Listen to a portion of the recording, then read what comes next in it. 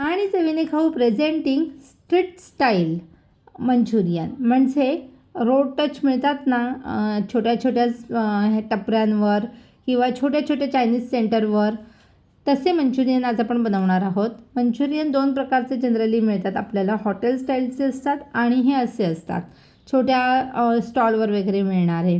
तर आज आपण स्टॉलवरचे मंचुरियन घरच्या घरी आणि हायजेनिक पद्धतीने कसे बनवायचे ते बघूया. त्यासाठी मी कोबी घेतला आहे, अर्ध्यापेक्षा थोडासा जास्त, तो बारीक कट करून घेतला.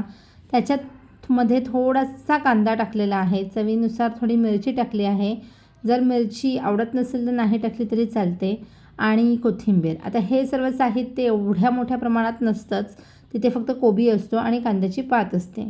तर इथं कांद्याची पात नव्हती त्यामुळे मी ती स्किप केली. आता मी मीठ टाकून घेतलं आणि थोडं चुरून घेतलेलं आहे, कारण की पाणी सुटायला पाहिजे म्हणून.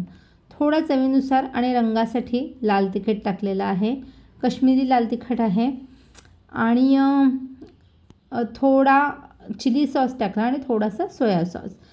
आता याच्यामध्ये मी अजिनोमोटो टाकलेलं नाही आहे, कारण की घरामध्ये आपल्याला खायचं आहे त्यामुळे. आता मैद्याचे पीठ टाकलेलं आहे अर्धी वाटीपेक्षा जरा जास्त आहे.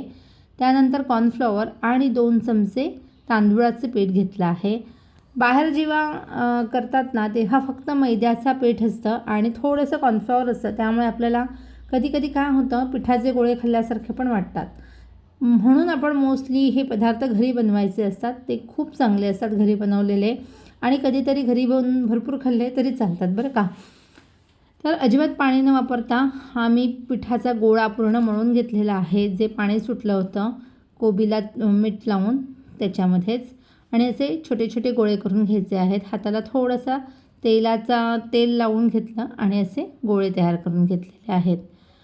आणि कढईमध्ये तेल तापत ठेवायचं आहे, तेल तापवून घ्यायचं व्यवस्थित आणि मग गोळे सोडायचे, म्हणजे खाली चिकटत नाहीत. थोडंसं रेस्ट होऊन द्यायचं आणि थोडेसे वरती तरंगायला लागले की मग हलवायचे. बघा किती सुंदर दिसतं आहेत. आता याच्यामध्ये जर मी लाल रंगाचा फूड कलर टाकला असतं ना तर हे छान लाल लाल झाले असते, जसे बाहेर मिळतात तसेच अगदी दिसले असते, पण मी फूड कलर इथे वापरलेला नाही आहे, कारण की विनाकारण कशाला ना फूड कलर वापरायचा. म्हणून हे जरासे ब्राउनिश वाटतात, पण टेस्टला एकदम मस्त आहेत, कुरकुरीत आहेत, क्रिस्पी आहेत. तुम्ही बघून तुम्हाला समजतच असेल. तर अशा पद्धतीने आम्ही हे कोबीचे मंचुरियन केलेले आहेत.